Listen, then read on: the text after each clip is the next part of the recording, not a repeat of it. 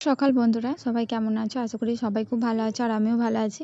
আজকে আবার একটা নতুন ভিডিও নিয়ে তোমাদের সামনে চলে এসেছি। চলো ভিডিওটি শেষ পর্যন্ত দেখতে থাকো, আশা করি ভালো লাগবে। আর আজকে হচ্ছে রবিবার, এখন বাজে 10টা। তো কাজকর্ম সব কমপ্লিট করে নিয়েছি। আর এদিকে দেখতে পাচ্ছ আমার বর এসেছে পশু, তো আজকে ওই রান্না বান্না করছে। তো কি রান্না করছে চলো তোমাদের কাছে শেয়ার করি। আজকে হবে ফ্রায়েড রাইস হবে আর পালং চিকেন হবে। ও এইদিকে এক্সপার্ট খুব রান্না বান্নার দিকে। তো এদিকে বাদাম আর কিশমিশ ভিজিয়ে রেখে দিয়েছে। আর মায়ের মুড়ি খাওয়া হয়ে গেছে, আমাদের তো খাওয়া হয়ে গেছে, মা এতক্ষণে খেলো। তো এদিকে ছেলে কাজকর্ম করছে। আর যেহেতু কালকে সরস্বতী পুজো, তারপরে পরশু ষষ্ঠী পুজো, শীতলা ষষ্ঠী। আর এ দেখো গান বাজছে বলে ছেলে সেই নাচানাচি। তো ফোনটাও অফ করবে না, আবার ওদিকে গানটাও চলবে, ও নাচছে। ওর খুবই মজা, যেহেতু ওর বাবা এসেছে। তো চলো এদিকে রান্না বান্না ও সেরে নিক, তারপরে আসছি। আর দেখতে দেখতে দেখো সব রান্না বান্না কমপ্লিট হয়ে গেছে। আর এ দেখো রেডি, রাইস রেডি হয়ে গেছে, এদিকে পালং চিকেনও রেডি হয়ে গেছে। আর কালকেকার একটু চাটনি আছে, ওটা দিয়ে খেয়ে নেবো। আর ও এলে এসব রান্নাটা বেশি হয়, আর ও ভালো রান্না বান্না করতে পারে।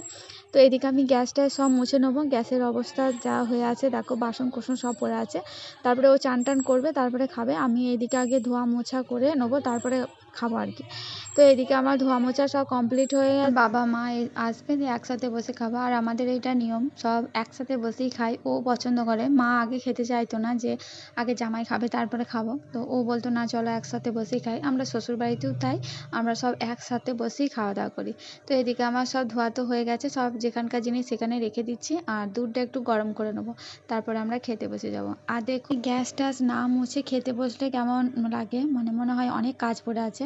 তখন খাওয়া দাওয়ার পর বিরক্তি লাগে। আমার তো মনে হয় এই সব কাজ আগে সেরে তারপরে খাওয়া দাওয়া করাটাই ভালো, বেশিরভাগ সবাই তাই করে।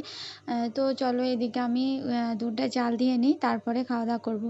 আর আমার ভিডিওটি যদি কিছু একটু ভালো লেগে থাকে, তাহলে প্লিজ লাইক কমেন্ট শেয়ার করো, আর আমার পাশে থেকো।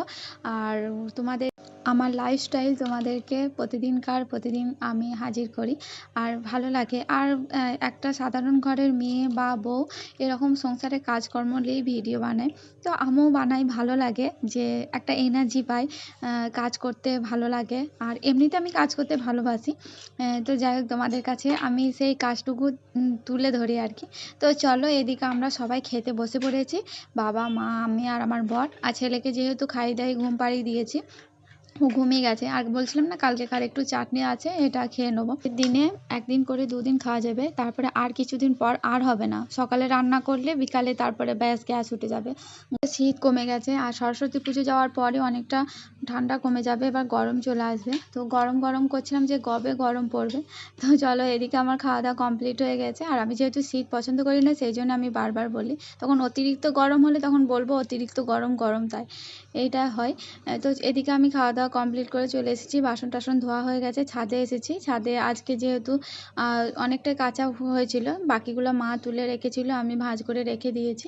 আর এদিকে আমার বর ব্যাগটা কেচে দিয়েছিল, মানে সার্ফতে ভিজিয়ে দিয়েছিল, আমি কেচে দিয়েছি। আর এই কলাই দেখছো, পরশু দিনকে শীতলা ষষ্ঠী, মানে আমাদেরকে একদিন, মানে কালকে রান্না টান্না করে পরশু দিনকে আমাদের খেতে হয়, এই নিয়ম আর কি শীতলা ষষ্ঠী।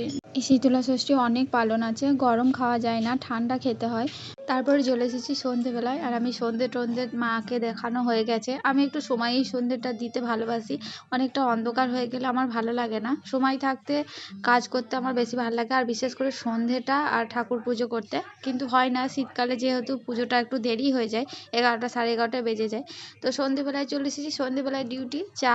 আজকে মনে হয় রুটি ফুটি কিছু হবে না, কি জানি কি করব, এখনও বলতে পারছি না। বরের হুকুম না নিয়ে কিছু করতে পারবো না। তো যাই হোক এদিকে আমি চা করব। আর বাবা বললো আজকে একটু দুধ চা বানা, তো দুধ চা বানিয়েছি।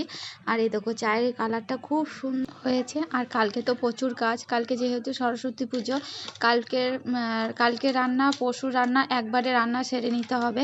তারপরে ওই কলাইটা তোমাদেরকে দেখালাম, কলাইটা সেদ্ধ তখন ওটা মা করবে, কাপড় টাপড় ছেড়ে ওটা আলাদা করে করতে হয়। ওটা যেহেতু ঠাকুরের কাছে দিতে হয়, যারা গ্রাম বাংলা তারা জানে এরকম করে অনেক শীতলা ষষ্ঠী মায়ের অনেক পালন আছে।